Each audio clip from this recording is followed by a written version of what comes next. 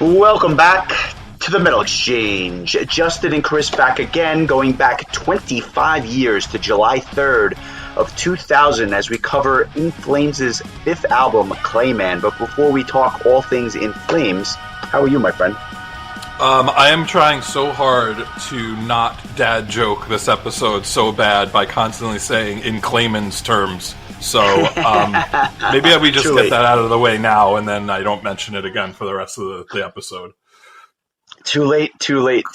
Hope you had a good week. I had some interesting things happen to me, and I want to start with one in particular. I came across this band, and as I was listening to this thing, I'm like, man, Chris is really going to like this. And I did a little more research, or at least I was trying to, and I could not find any information about this particular artist. And I'll just say that the album was called Warlock's Omen, and the band was called Dawnspell.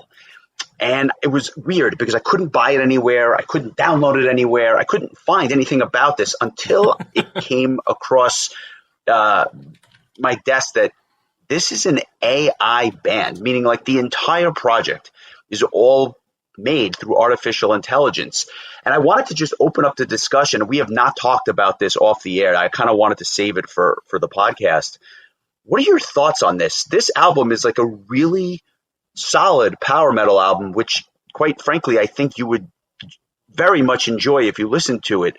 But then you realize there's like no human element behind any of this stuff. Do you have any thoughts on this? Because if you go to this, so apparently like there's a YouTube page, Metal Algorithm or something like that. They have 1.7, I guess 1,700 subscribers, 221 videos, and it's all stuff that was made through AI. And like some of it isn't terrible, but at the same time, no artist gets credit for their work with this. Any thoughts? This scares me, and I don't like it. I don't know. I'm adverse to it. I don't know. Like I try to look at it as someone who's not a musician, as a podcaster. If one day AI was able to like make two people have a coherent conversation about a topic, like I hate the idea of somebody who has actual talent and artistry being replaced by computer. Like there are things that I think AI is really useful for. I use it in my job as a research tool. But as far as like replacing the human element, I have issues with that. And I'm not really a big fan of that. Like I'll listen to it, but like just to see what it's happened. I remember you sent me a while back a song that was made with AI, and it was like, it reminded me of like if Hammerfall went on like vacation and like we're really just like phoning it in. It just, to me, like my thought was like AI is never going to replace the human element because it's not capable of making something good enough. But maybe since then it's gotten, you know, the whole idea is that it's constantly improving, constantly getting smarter, which is interesting because I don't know if you've seen, there's been like articles about recently that AI is kind of teaching itself not to be able to be shut down by humans and things like that. Oof. And so the commentary on like social media comments are always funny because it just says, didn't anybody watch Terminator 2? So like, I don't know. I feel like it's happening so fast, and I think it's so unregulated and scary. Like, I don't know. I'm not a fan of that kind of thing. Like people like bust their ass and spend their whole life trying to make music that people hear and enjoy. And so like it's such a shortcut, easy way out to me. So it's interesting. And, you know, I'm glad you brought it up, but like, I don't know, like to me, there's something so like, I am so jealous of somebody who has that sort of innate talent. I mean, we had that conversation with our friend Johannes from Skyblazer, and the fact that he had perfect pitch and like was able, like the fact that he could like just like pick up any song and play it on the keyboards, like that to me is that's so amazing. That's such a talent. And like to be able to just like copy that as like a computer program, it just feels so cheap to me. So I don't know. That's kind of how I feel. I agree with you, and like I'm not gonna post one of their songs this week. If you want it, it's out there. Like I said, Metal Algorithm, it's on YouTube. But I don't know, like it's just, and not only the quality, although I think that over time the quality feels a little less manufactured and a little more authentic. But this guy had like 200 videos up, like I mentioned, so it's just like the stuff comes out so fast that you don't even have a time to digest it. People are not getting the credit for their hard work. People like Johannes don't even, it's almost like their perfect pitch doesn't matter because of something like this. It's frightening, but I did want to open the episode with it because I found it inherently interesting, if nothing else, and I'm sure it's only going to get better. I remember hearing like, what would Nova Era by Angra sound like if Matos was singing, and then all of a sudden there's Matos singing on an Angra track after he had left the band years prior, and it was like that was interesting to me because it was really more of like through the guise of an experiment or just like a curiosity, but like I don't need to hear an album of music from something like this. What are your thoughts regarding art, like more so like album art, and like because I've seen a lot of people that are very against AI, bands using AI for album art as well, because there's so many talented artists that have think about all the great hand drawn or hand painted album art over the years, or just amazing photography that's being used. Like, I feel like that, to me, that falls under the same guise to me as something that like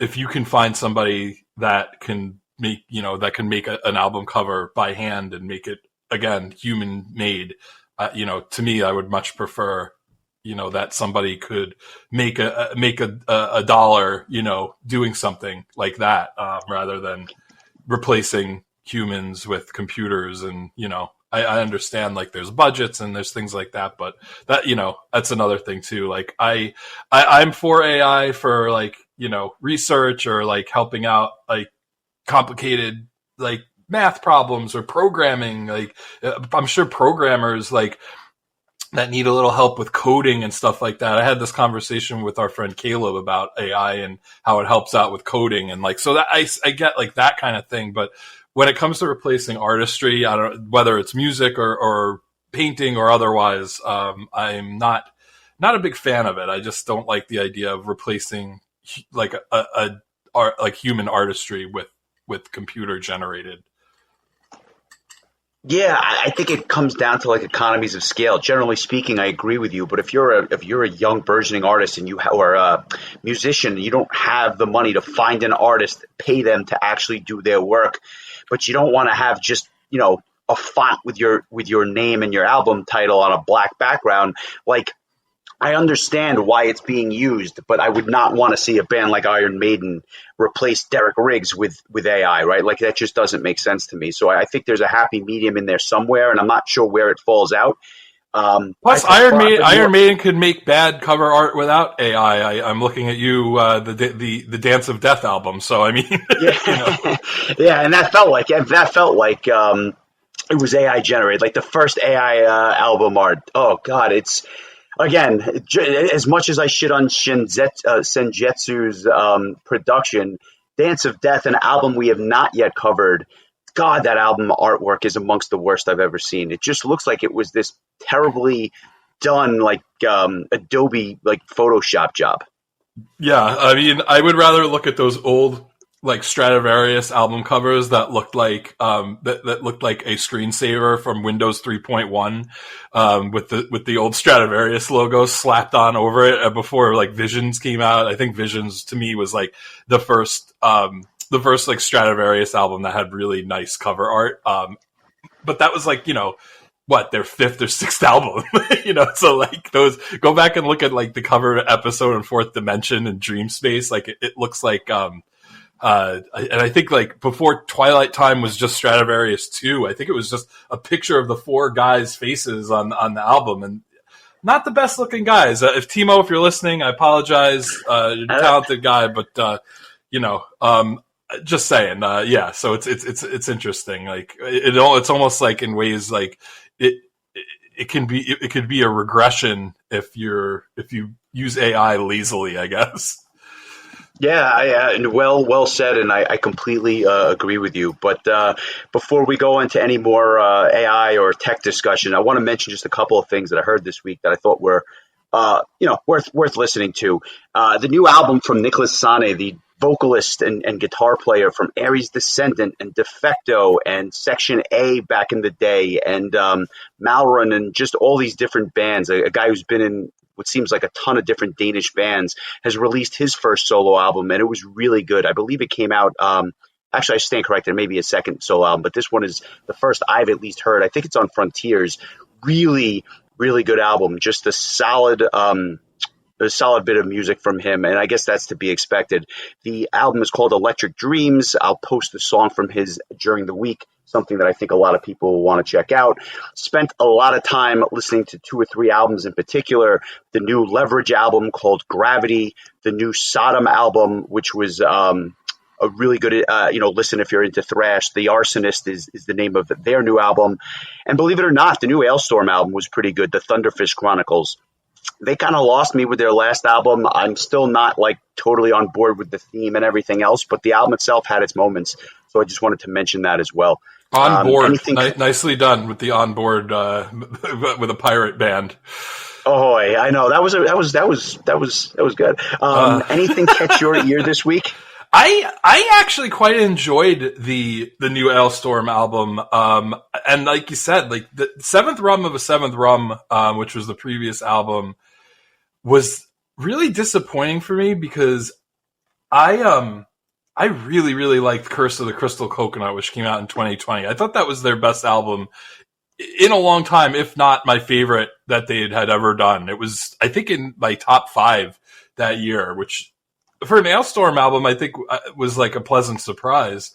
So when Seventh Rum of a Seventh Rum came out, my expectations were heightened from the previous release, and it just didn't hit for me. And I don't think it made my list at all in 2022. So this was kind of a return to form for me. It's a pretty simplistic album. There's only like 7 tracks under 5.5 minutes, and then this big, long, epic, mega supreme treasure of the Eternal Thunderfist track that features Russell Allen of all people. And it's a really solid album. I'm not saying it's gonna make I probably won't be in like my top 25 albums of the year, but it might make my top 50. It's pretty solid. So glad you mentioned that. Another single came out from the upcoming Scardust album called Souls. The track is Touch of Life 1, In Your Eyes. This is a very short track. It's 2 hours. Yeah, that's short. 2 minutes and 40 seconds, and features Ross Jennings from Haken. And it's a short little track, but it's very impactful for a short track. So I'm looking forward to hearing this entire album, which at this point, half of it's been released via singles. I mean, so at this point, we're just waiting to hear the whole thing as a whole. And I did get a chance to listen to the new Muse single that you mentioned last week, Unraveling. And yeah, that was really, really good. We posted that on our social media last week. So, might want to check that one out, because it definitely, for a band that is typically considered more of an alt band, it felt like they were, channeling some prog and some power metal vibes on this. So cool stuff. I am curious if their next album is going to veer in that direction, or this was just kind of like a one-off, but good stuff from them. And a new Mob Rules single, Trial and Trail of Fear, from the Rise of the Ruler album coming out later this year. This is another band that has released quite a few singles from this upcoming album. Looking forward to that album also. So as I've, mentioned numerous times, there's just a lot of really top flight bands coming out with albums this year that I'm excited about. We've mentioned the new Halloween album numerous times. We're really hoping that we get a promo copy of that so that we can discuss it maybe, prior to its release or right around the time of its release. But lots of good stuff still to come in 2025, as we pretty much have reached about the halfway point as we sit here today. Yeah, it's July is basically upon us, and by the time this album drops, July will be literally knocking on the doorstep. So very good stuff. The Scardust, which you mentioned, is of particular interest to me, just because I absolutely adored their last album. And by the way, there's a full 13-minute or so live video of that track plus the other parts of that song with Ross Jennings on YouTube. Definitely want to check that out. I thought that was a really interesting thing that they had put out. We'll see. It's going to be a hard album to surpass, but at the same time, it seems like they're putting all their energy into it. So I wish them nothing but the best. And with that, we pivot to 25 years ago, and we talk about some In Flames, a band that we've not talked about, at least in that iteration on the podcast. We obviously did the Halo Effect, which features about half the guys from In Flames, especially on this particular album by In Flames. I'm curious, had you heard Clayman before? Had you heard anything from In Flames before? Or was your first exposure to them with the Halo Effect from just a couple of years ago when they released their debut? A couple of tracks here and there, thanks to you and your playlist that you have been making me for many, many years. Colony from the Colony album, We Will Remember from the The Mask album, and Become One from the Foregone album. So really just a handful of tracks here and there. But I did not have anything from the Clayman album. I don't know if it's just the similarity, but when I turned this album on and I listened to the first track, something about it sounded familiar to me, even though I'm fairly certain I'd never heard it before. But I was like, do I know this song, Bullet Ride? Because it just feels familiar. So it could just be from us discussing other bands similarly, or like you said, that literally had the same members. Yeah, that's kind of In Flames has always been, like I mentioned last week, one of those bands that just kind of bypassed me. I'm almost positive that it was this album that was sitting in the studio at the college radio station that I did my radio show at in 2000, 2001, 2002, because I remember there being like an In Flames album, and I remember I had heard of the band at the time, but nobody had ever said, like, you should listen to this band, this is something you should enjoy. So I just assumed it was death metal and something that I wasn't going to like, so I just let it just sit there, and I never actually played anything from it. So, and to be honest with you, at the time I probably wouldn't have enjoyed it anyway, so it doesn't really matter. Now I'm in a place where I put this album on and it was actually quite enjoyable for me. Yeah, I was going to say, timing being what it was, I remember hearing this, or at least some of the tracks from this album, within about a year or two of its release. I didn't hear it right when it came out in July of 2000, but by 2001 I had heard some of the tracks, and obviously have gone back since.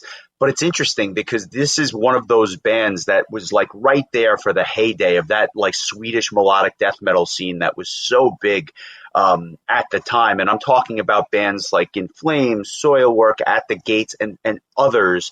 And those first 5 In Flames albums are widely regarded as some of the best stuff in the genre. I think many would agree. And we talk about seminal albums or albums that, were a magnum opus. I'm not saying that about this album. What I am saying is this was the last of its kind for the band. And by that, I mean, after 5 albums with that, melodic death metal style, by the time their next release came out, Reroute to Remain, they would start experimenting with a lot of stuff, new metal and some electronic stuff and some other stuff that was just different then. Now, that's not to say I don't like it, but if you're looking for that classic 90s melodic death metal sound, you would start to not hear it so much on the albums that came out after this. And it was ironic because it was my enjoyment from this band which got me so excited for the Halo Effect, because as I mentioned, there was a lot of similarities between the two bands. And I'll just kind of get into the lineup of Clayman first, because some of these names are going to be familiar for listeners of the podcast. Anders Frieden is the vocalist. He's been with the band since the early days, along with Bjorn Gillette, the guitar player. But Jesper Stromblad, the other guitar player on Clayman, Peter Ivers on bass, Daniel Svensson on drums. 3 names that you're going to remember because those are guys that were on Days of the Lost and March of the Unheard. So you're talking about 60% of the band is back together, but in a different, incarnation. Excellent. Yeah.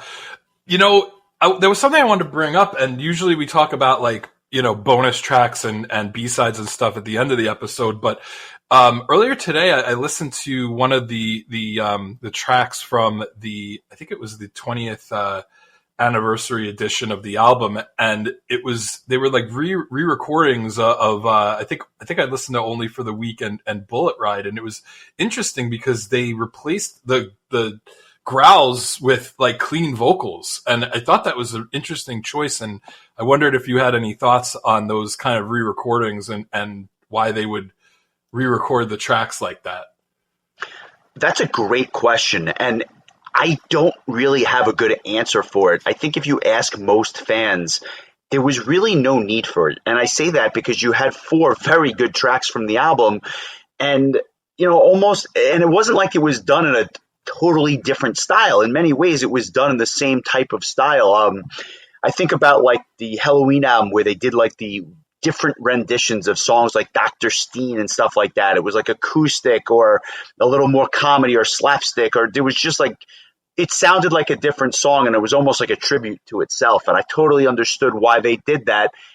Whether or not I liked it is a completely different question, but I understand why a band would do that. And then I listened to those bonus tracks, if you will, for the 20th anniversary, and I'm like, I'll just listen to the original. There's no need for me to listen to these because it just didn't really add anything for me. What I did find interesting, and I guess we're doing this in reverse order this week, there's another B-side. It's an instrumental track. It's called Themes and Variations in D minor, and it's basically different themes or different parts of the album done entirely in a classical manner. That track is fantastic, and I can't recommend it enough. It's basically like listening to the entire meat and potatoes of the album in just a few minutes, but done in a classical style. It's really, really well done, and it flows seamlessly the way that these kind of seem like weave the songs together. I'm all there for that, but the re-recordings I could really kind of deal without, and that's why I wanted the focus to really be on just the crux of the original release. Yeah, I mean, as somebody who typically prefers clean vocals, I actually was like, I'd rather listen to the original tracks because I feel like that's what this band is meant to sound like. So that's kind of my takeaway, but yeah. I did think that was interesting and didn't want to forget to bring that up. Yeah, no, other than the vocals, honestly, it didn't even sound as good. I thought sonically the actual original recordings sounded better. So like there's not a lot going for it for me. Others may disagree, but to each their own. But as I mentioned, this is their 5th album, comes out on Nuclear Blast. My first exposure to the band was talking to people on the early days of the internet and then having them actually send me MP3s when I said to them, oh, I don't like harsh vocals. And it was those kind of early days of Soilwork and In Flames which really turned me on to the whole melodic death metal scene, which I would become a rabid fan of in many ways, especially with bands like Mercenary, who we've covered on the podcast, Rain Time out of Italy, and just other bands that were in the genre. So I had familiarity with some of the songs on the album, and then I would obviously go back, as I mentioned. It's funny because for me, it was the country over in Finland, Children of Bodom, that kind of opened my eyes to some of the more melodic death metal type stuff. So it's kind of funny. You were in Sweden, I was in Finland. but both got to the same place, and here we are talking about it now. It's pretty funny. So yeah, it's a very dark album. I know that some of the people think that the lyrics are about internal struggles with depression and that sort of a thing. So it does have a darker feel to it. I don't know that I would say it's my favorite album, and at some point I want to cover Colony, which is another massive hit from these guys. But with that said, I think we've kind of laid the backdrop for this release, and no better place to start than Bullet Ride. When you went back and listened to it, that intro track, had you ever heard it before, or was it a fresh start for you with the benefit of hindsight? I don't think that I ever heard it before, but like I said, something about it just felt really just familiar. I mean, just it opens up with like a really catchy riff, and then the drums come in, and I don't know.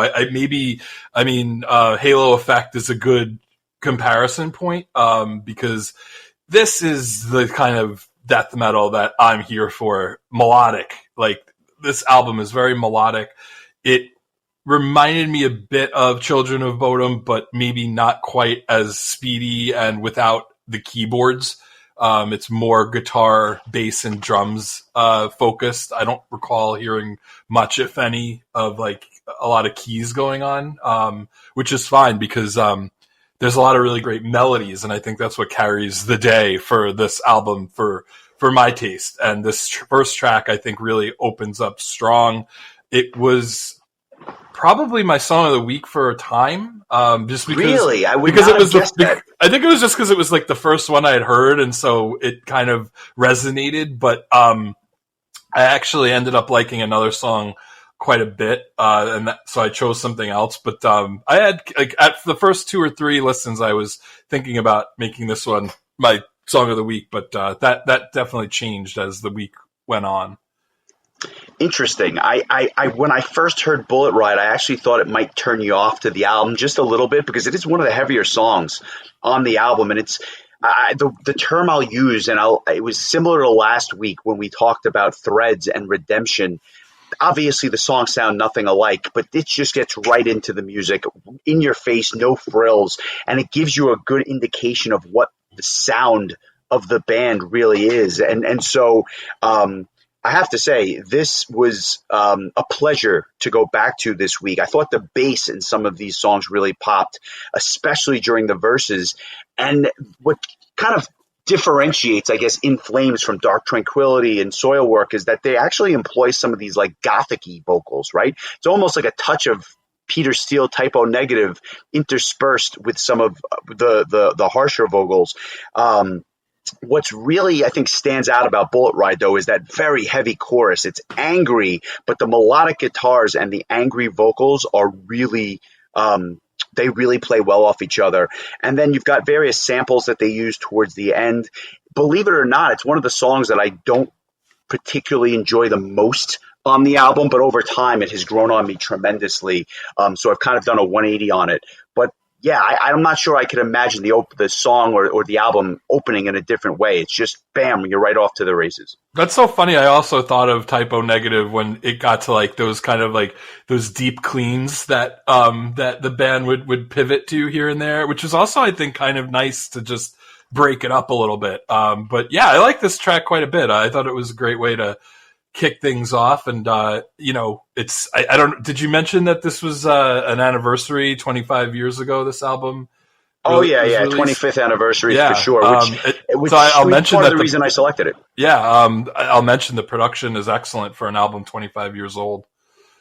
Yeah, they spared no expense, and to their credit, not only was this a well-produced album, but this is a band that tours relentlessly. And I remember this band touring 25 years ago, and they still to this day play a lot of shows all around the world. They are a live band in every sense of the word, and I respect that because they've made a very nice career for themselves out of this music, and good for them because I think it's if you have the Mount Rushmore of American thrash with the Big Four, or the 4 German bands like Creator and Sodom and Destruction, I'd argue that when it comes to Swedish melodic death metal, these guys, Dark Tranquility, Soilwork, and At the Gates are the 4 pillars of that genre. So, kudos to them. But as we move along here, Pinball Map, the second track, certainly doesn't sound like another pinball track we know with Gorgar. This is very different. Very. I thought you were going to talk about the Who. Oh no, that's too easy. That was a ground ball. I wasn't even going to go for that. I was going to go for the deeper cut. But this song is arguably even heavier than the first. It is those verses hit extremely hard on this track, and it stands out, I think, because of that grooviness to it. It's almost got like a Pantera groove to the way that this song just chugs along. It's really prominent during the catchy chorus. But in terms of what stands out to me, it's the drums on this track. I think that this is another one that really grew on me as time would go on. And I have to remark, you said it before, but I'll say it again. Just the mix on this, the tonality on this song in particular is really, really good, and provides a nice counterpoint to the Walls of Jericho and Gorgar. Yeah, no kidding. It actually sounds like it wasn't recorded in an underground bunker. I have to say, today was the first day that I listened to this album with headphones on, and it really just everything just shined through, like the vocals, the guitars, the bass, the drums, everything sounded so crisp. It was really enjoyable. I like this song right off the bat because immediately it's a faster paced song than the opener. And so I'm like, all right, yeah, here we go. Cause I enjoy like, the faster paced songs, especially with melodic death metal. That's why Bodom was such an instant hit with me. But, I like that the chorus is a little bit more, I wouldn't say that they're clean vocals, but they're cleaner vocals. And so it's a little easier to understand. But I think this is another real banger, following the first banger, but this one just happens to be a little bit of a faster tempo. And really, as expected on an album of this genre, really strong guitar solos. I feel like really enjoyable stuff, particularly on this track. And it really resonated with me when I listened on headphones and just was totally focused on the music and not like, doing work or doing stuff around the house. Like, I have a new tradition where I, before we recorded on Saturday afternoon, I lay in a pool for an hour on a float and listen to the album we're discussing, and just really tough life, isn't it? Yeah, it is, and just focus on that and really just because now I've listened to the album 5 times, so now number 6, like I know the album fairly well, but now I'm going to really pay attention to it deeply. And so that's like when I was like, wow, like, and again, you have a decent pair of headphones that can make a world of difference when you listen to music. And so, laying out in the sun and laying in the pool, like listening to In Flames, it was hot today. So I felt like I was in flames, but, definitely could appreciate the sonic, aspect of this album. And, that track, second track, Pinball Map really stood out, in that sense. The way you were talking about it, I thought it was going to be your song of the week for a hot minute, but I guess we're going in a different direction. No, not quite yet. But way to use hot minute when talking about In Flames. So you're on fire today. And I just made one. Did it Here again. we go. Losing subscribers as we speak. People flying away. We get to Only for the Week, and this track is the one I knew the most by a country mile because, as I mentioned, this was one of the MP3s that a buddy of mine had sent me 24, 23 years ago at this point. So I knew this song really well. And I was curious to see how it was going to hold up. And I was particularly interested in your thoughts on it because I remember when I heard it with fresh ears and how intrigued I was by the sound. And I say that because of a couple of elements in particular. Number one, the combination between the guitars and keyboards on this track are just amazing. And the groove is just infectiously catchy. The riffs that lead into the verses actually remind me of another Swedish band called Heed, which I don't know that we talked about it in the archives, but that was another band that came out of the ashes. Again, there's the fire reference. Out of the ashes of Lost Horizon, which I absolutely adored, and we may have covered it. I just don't recall at this point, but. I love this track. I think the cleans are fantastic. Again, it has that gothy style that kind of fits the music, and it's just a classic melodic death metal tune. Best song so far, and would have easily been my song of the week, but I wanted to go in a different direction because this was almost too easy for me. I continue to just like laugh at when I listen to an album like this and just think about how my old self would have had no desire to listen to something like this. And now I'm like, man, this is like, there are certain things we've listened to where I'm just kind of like, man, this is going to be a challenge for me. And this, like on first listen, I was like, oh, this isn't going to be bad at all. And then I just laughed because I'm like, man, this is something I just would not have been able to deal with, around the time that it was released. So like I've really kind of come a long way. And this is another track I quite enjoyed a lot. Again, melodic, verses and chorus really, I think, carry it and great solos. And all I could think about was like, man, I'd love to see this band live. I feel like I would enjoy this quite a bit. I feel like it would just be, having seen the Halo Effect and really enjoying their set. I feel like this would be kind of a no-brainer in a live setting for me. I had the pleasure of seeing them live once, and they do put on a very good show. And I think it goes back to that whole like nonstop touring. They're so tight live, as you can imagine. A professional live band, like they know what they're doing. They do it well. And although I only got to see them play for just under an hour or so, they were opening for, I believe, Within Temptation in New York City. It was a really cool show because obviously the two bands don't sound that similar, but they're two bands that tour quite a bit and play a lot of the festivals over in Europe and that sort of a thing. Quite frankly, it's a band that I would love to go see again, just because they have such a massive discography. I'd love to see a completely different set list from the one I saw last time. So, I agree with you. I would love to have seen them at Prague Power or a festival like that. I think that they would have gone over very, very well. And even if they would have played some of the newer stuff that's a little bit less than this or a little bit different than this, I think it would have gone over pretty well. Are they too big for Prague Power now, would you say? No, I think that they could play. I think that they would. I don't know that they would necessarily have to headline. I think that they probably could be a 5 spot and get away with it. I could see them playing the festival at some point. There's no question about that for me. Nice, yeah. That's I wasn't quite sure like what their level of popularity is nowadays, but that sounds good. I wouldn't complain if they were announced. Yeah, they're big enough that they can support their own tours for sure, but I don't know that they're putting 2,500 people or 5,000 people in a room. So I think that they could find their spot onto a roster with no problem. And so nice. As we move on to As the Future Repeats Today, this is really an interesting track because it's one of the shorter tracks on the album. Those first 3 tracks were all well over 4 minutes, but now we get to a bunch of songs. Really, almost every song the rest of the way is short, and by short I mean under 4 minutes, which is kind of cool because it's like you're in, you're out, you're on to the next thing, and the songs remain fresh when you do that. You never feel like a song overstays its welcome. And although this particular track is not one of my favorites on the album, it's fine. I think the low end immediately kind of pops. The verses are kind of not particularly special to me, but the vocals performance is rather impressive. And it almost has this like rap-like quality to it during the harshness because of the speed at which he's singing. So I find that to be kind of cool.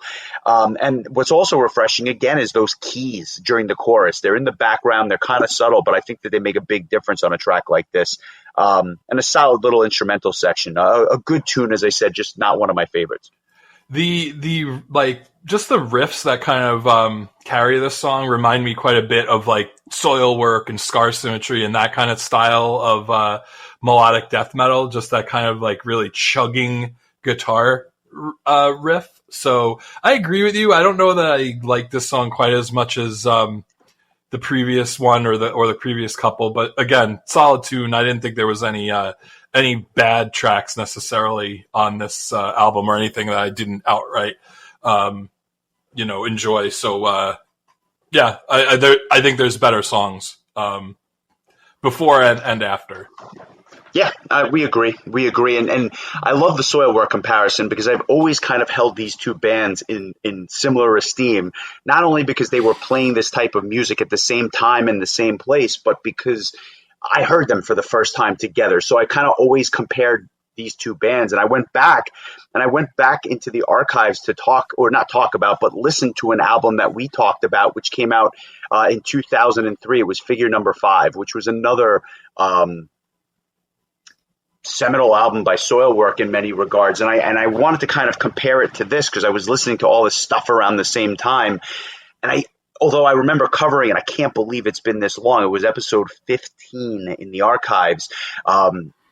Unbelievable to even say that. But as I listened to that album and I kind of compared it with this, it just kind of made me go back to almost like where I was in my life in the early 2000s as I was listening to this music. So I thought it was a cool exercise. But yeah, I can totally understand the comparison between the two bands. And I think that even if I hadn't listened to them together or kind of came up through the ranks with both of those albums or bands, I can certainly see why you'd make the comparison regardless. And as we go to Square Number, I'll only cut you off. You gave that album an 8 at the time. After re-listening to it, do you think that was about right? I think it was a little bit less. I think it was probably in the high sevens. I don't know that it necessarily warrants an 8 with the benefit of hindsight. I'm happy that you asked.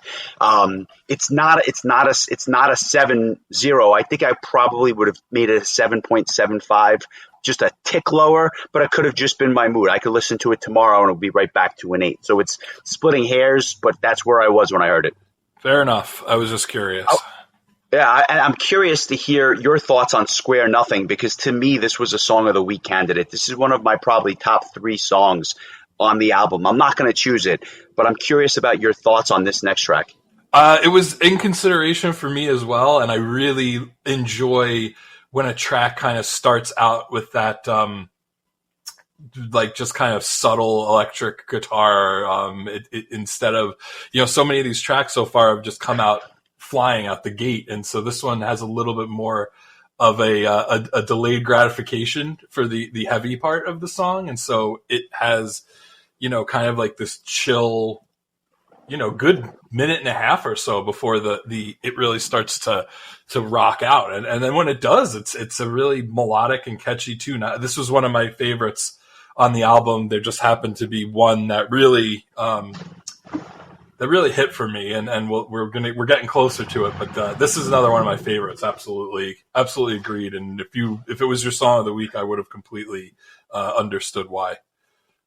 Yeah, I like how it starts off with that almost false sense of security, almost like a ballad in the way that it starts, like you said, for about a minute and a half. But then when the song really gets going, that groove, that mid-tempo groove, it's not fast-paced, but it's just fast enough to kind of keep it going. I love it. And then there's these quirky little guitar solos that I love throughout the second half of the song. I think this is a really good track, and it's one that I would want to see live if I was going to see them. I like this tune a lot.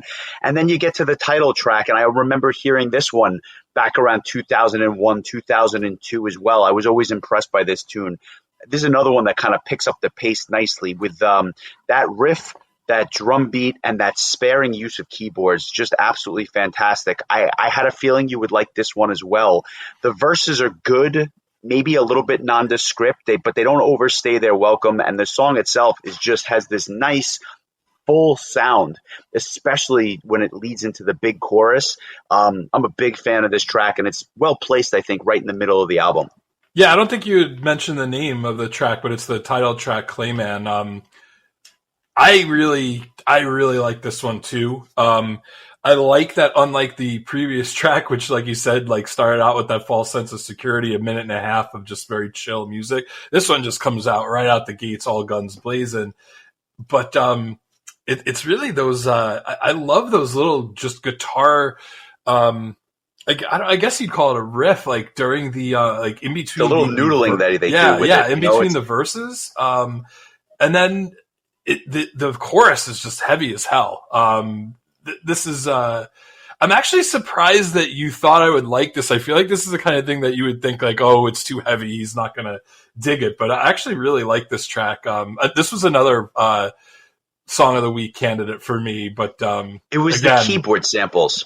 I thought that you might like it because even though it was heavy, just that sparing use of keys and the kind of the sample effects that they use on this song, I thought that there was a chance that you were going to gravitate towards that specifically. I'm not going to lie, this probably is sacrilege to diehard fans, but like if you took a Steve Williams and had him lay down just keyboard rhythms, like no solos, just keyboard like rhythm parts and background parts throughout this album, this could be like a 9.5 for me. Like it would take it would take it to like a whole nother plane of existence for me, just because how much I love keyboards, and that's why I was always a big fan of Bodum, because they really I think it was Yanni Werman's keyboards on that on with that band were just so iconic. It was like mixing Soilwork with Sonata Arctica, and so I just really enjoyed that. But now you see what AI is for. Now we got to somehow mix this album. I'll just ask Steve to do it. Screw AI. All of a sudden, you're going to have a private album. It's going to be your favorite album of all time. Go figure. And no one else will hear it. Exactly. So we go to Satellites and Astronauts, and this is an interesting track because the first time I heard it this week, I was in love with it, and I thought it was going to be my song of the week, and I kind of cooled off at least a little bit on it. So it is not my favorite track, but it's definitely a sleeper. The intro has this alt-rock vibe that was kind of different than some of the stuff that we've heard, at least on the tracks prior. It doesn't last long, but just at the very beginning. But the guitar work here is what really stands out. And those dual guitars with both the solos on top of the riffs, fantastic. And I think that this is a nice change of pace compared to Clayman, which is just this brutally heavy track. The verses are a bit dry on Satellites, but the chorus is awesome, and it's amongst my favorite on the entire album. And again, it's those guitars, even when they're simple, they're so melodic and catchy that I love them. Yeah, there's something just about like the creepy kind of like whisper vocals, and like it's more of like a mid-tempo kind of just this heavy sludgy mid-tempo type of song that I quite like. And now I'm starting to wonder, did we pick the same song of the week for the third week in a row, which I'm not sure has ever happened before. I'm wondering, but we'll see as we continue on. But yeah, this is another solid tune, and I agree with you. It makes for a nice counterpoint to the previous song that just came out, like just balls out right from the get go. Yeah, there's a handful of tracks left, 4 in particular. I don't know that we've ever done it 3 times in a row. I'm not even sure that going into this week we've ever done it twice, but for the last 2 weeks. This is going to get very interesting. But as we move to Brush the Dust Away, as I said, the last 4 tracks are all under 3 minutes, or I should say under 4 minutes. So you're in, you're out with these, and then the album kind of comes to an end, but for the bonus tracks. Talk to me about Brush the Dust Away and your thoughts on this one. Another solid tune, not one of my favorites. I don't know that this would have been a song of the week candidate for me. But again, another solid tune. I think a little bit more back in a little bit faster than the previous track, but not quite the full speed that we've seen the band do on this album so far. Solid track, not one of my favorites, but pretty solid. I agree with you. I think it's a little bit too samey and formulaic, at least for the first 3/4 of the song. I like the drum fill that opens it up, but I don't think it's the best track on the album. But the way it ends is kind of cool, because although it's not a song that you need to skip, the last 45 seconds or so, maybe it's a touch faster. There's like a key change, and I actually think it ends very well. But the song itself doesn't really do much for me. I much prefer Swim, the next track, and I'm just going to lay it out there. Is Swim your song of the week? It is. It is my song of the week as well. Nice. What are the odds of that? Let's give it a listen, and then let's come back and tell each other why, because I would have never in a million years guessed we were going to have the same one yet again. Here's In Flames' Swim.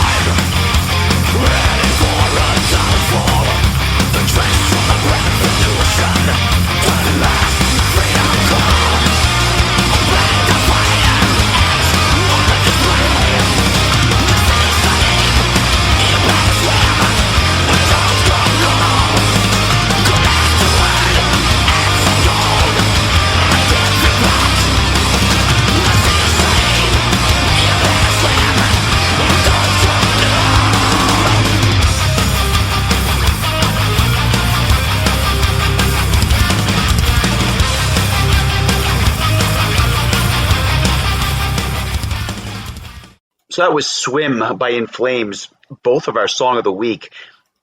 I'll let you do the honors. I want to hear what made this track stand out amongst the rest, because by and large, with the exception of maybe 2 or 3 songs that you said were good and not great, this one seemed to catch your ear more than the others, and I want to know why.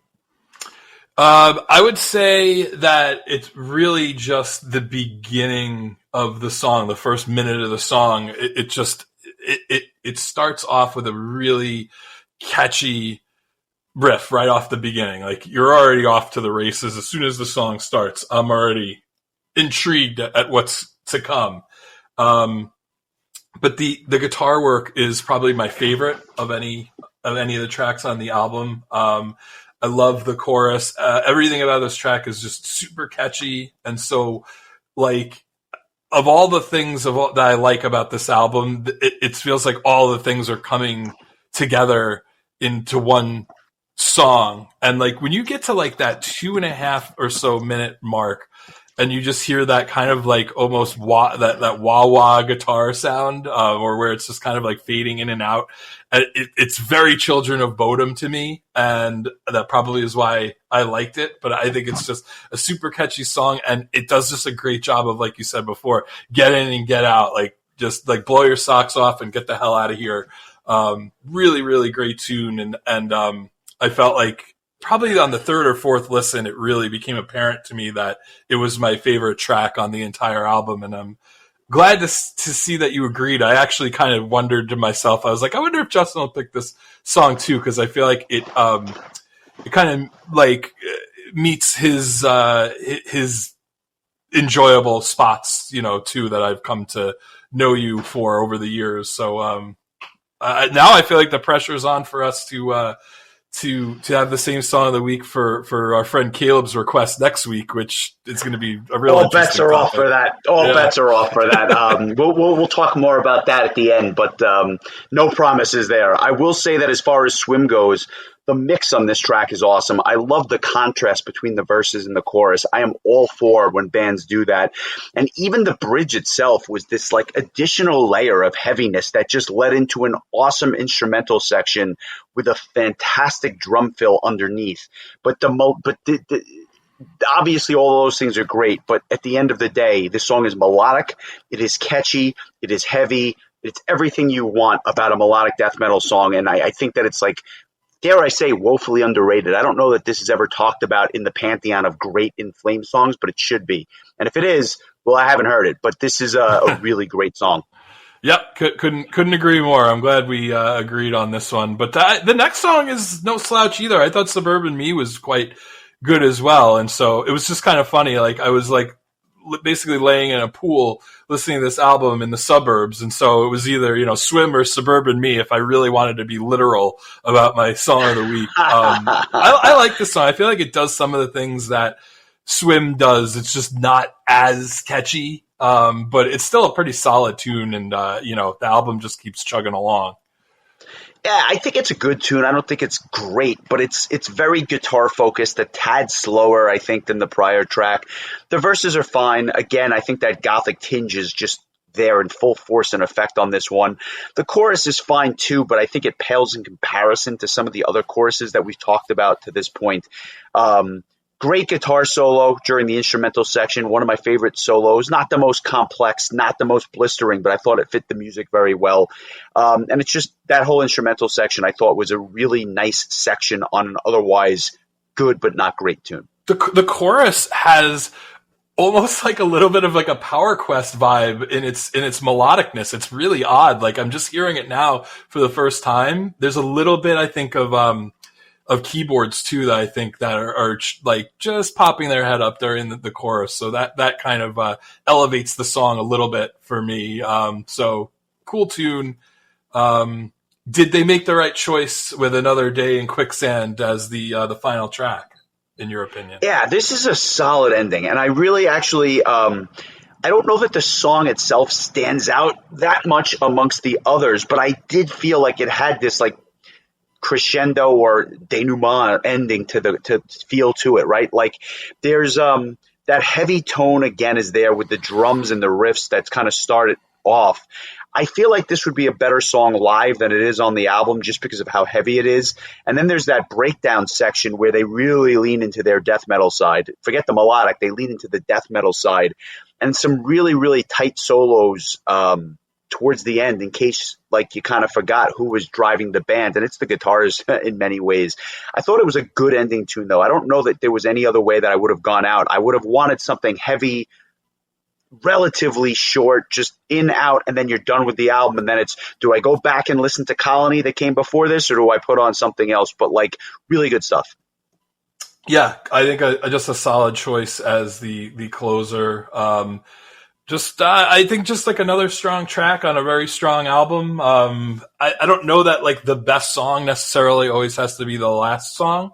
I think that the album has solid pacing. I like that they slow it down at times. It's not just like 45 to 50 minutes of just blistering, death metal all the way through. There's really some nice balance, and I thought it made for a really enjoyable overall listening experience. I'm gonna just come right out and say it. I put it in the same circle as Figure Number 5, the Soilwork album we talked about all those years ago. I gave that album an 8. I'm giving this album an 8 as well.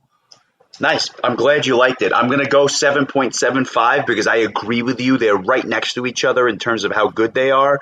And because I changed my score on Soilwork, I'll come in with my regular score here. But I actually listened to that with the score in mind because I wanted to be fair to both albums and kind of rate them against each other. So since I changed that score unofficially, I'm going to give this a 7.75 as well. But a really, really good listen. And I want to cover them again. I want to cover not only some of the older stuff, including their debut that has Michael Stane from Dark Tranquillity on vocals. That's a trip if you want to hear that.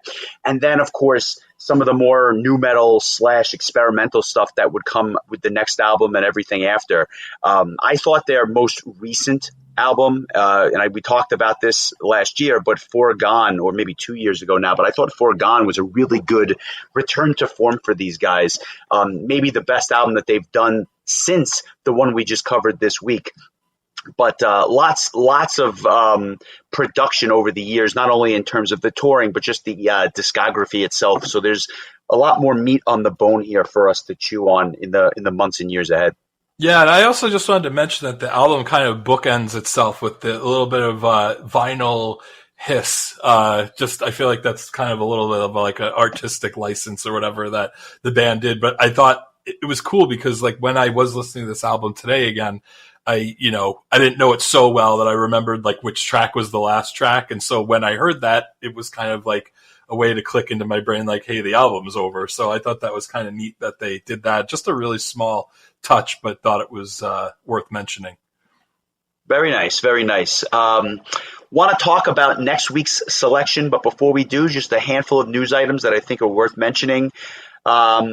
German power metalers Rage have announced their new album, A New World Rising, due out September 26th of this year. Another album that's going to be out during that third quarter of this year. It's going to be a busy, busy September and October. I can tell you that right now. But this is an album that is, needless to say, a band we've not covered, probably another one that at some point we should, but Rage has been around forever. They have a hardcore following going back to those early days in 1984, so it should be really interesting. I believe they just released a music video for the song Freedom, the first single from this album, so that will be an interesting listen. I'll give it a listen this week.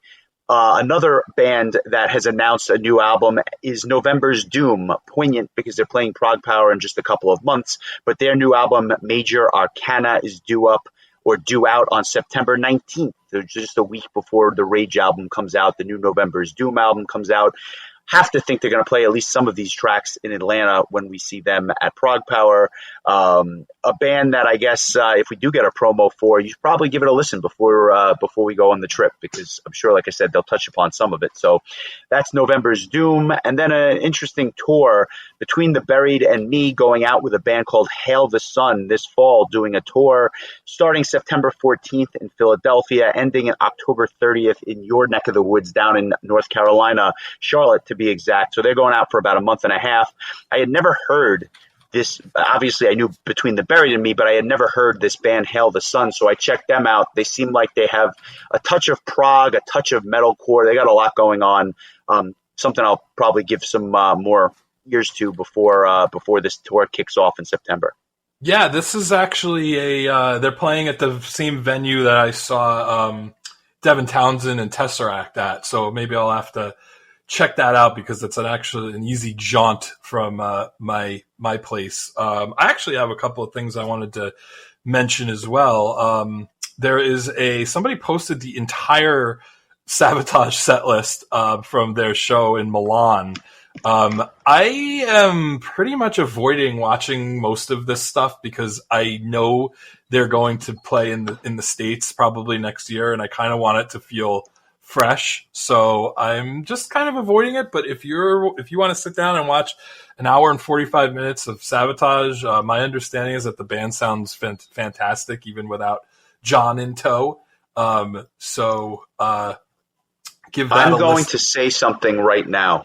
Sure. About this, and it's a spoiler. It's about the set list. So if you don't want to hear what I'm about to say, fast forward for 30 seconds. I have no That's issue going to be a with little that. hard for me, but okay. No, I'm just kidding. Well, you saw this. I'm assuming you saw the set list. Did you? No, I don't know if they're playing the same set list every night. Then yes, I think I saw the very first one. I don't know if they've Okay, so then changed I'll leave it be. I'll just say this. it. It's not a bit. I'll forget that. not I'll forget it by the time they play anyway. They play 6 songs off the Wake of Magellan. I cannot believe that they play like half the album. I'm like, I have to see this, man. Well, I mean, when you really think about it, Zach Stevens was only sang on 4 albums, and so like I assumed that they were going to kind of focus 65% to 70% on that, and then fill out the rest with some of the, classics like Gutter Ballet and Jesus Saves and stuff like that. So personally, Wake of Magellan is my favorite of the Zach albums and possibly my favorite Sabotage album. So I'm not terribly disappointed to hear that. That's really exciting and really cool. And, I think everybody still has their fingers crossed that they're going to be the last band for Glenn's 25 Prague Power 25 next year. Time will tell. We'll know in a couple of months. I know if it is happening, Glenn has done a masterful job keeping it under wraps because I just know that if that logo pops up on that screen in that venue, that place is going to become unglued. So hopefully the expectations haven't been raised too high. There's a little interesting tidbit for our Halloween fans. Andy Darris says his vocal cords are not as stressed as they used to be because he has quit smoking cigarettes. So cheers to Andy for making a nice, healthy decision. And I thought he was just going to say because he has Kisk and Kai carrying part of the load now on the live shows. But I'm sure maybe Fabio Leone might want to take a page out of that book because seriously, yeah, that's great to hear. He said, I consider myself not living unhealthy except my cigar consumption, but one death you have to die.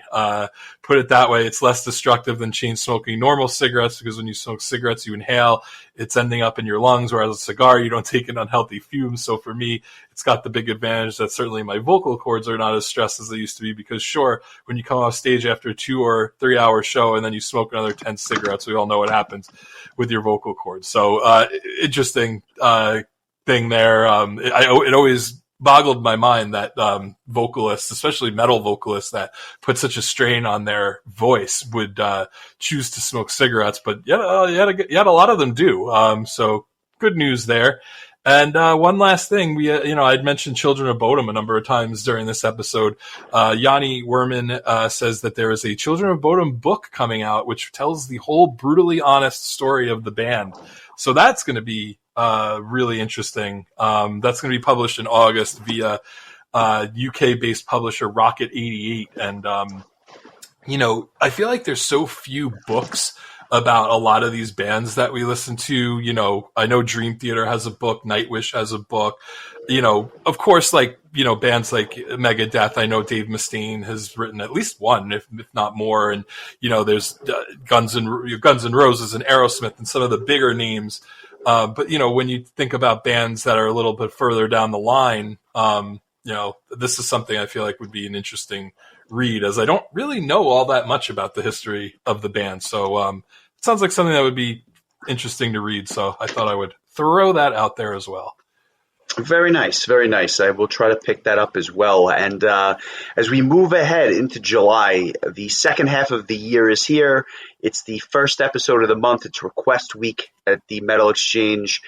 we are going to do something different by request. A band we have never talked about, and a genre which we've discussed but not ad nauseum on the show, symphonic black metal. We're going to cover the Dragon Lord album, Black Wings of Destiny, going back to October 25th, 2005. I am not sure that I had ever heard of this band, let alone heard this album. So this is going to be a completely new experience for me. I have zero doubt that you've never heard this as well. This is going to be interesting because I know how you feel about a lot of black metal. I got excited because it sounded like a power metal band. It is certainly not. This is a side project started by Eric Peterson of Testament fame, showcasing his black metal side.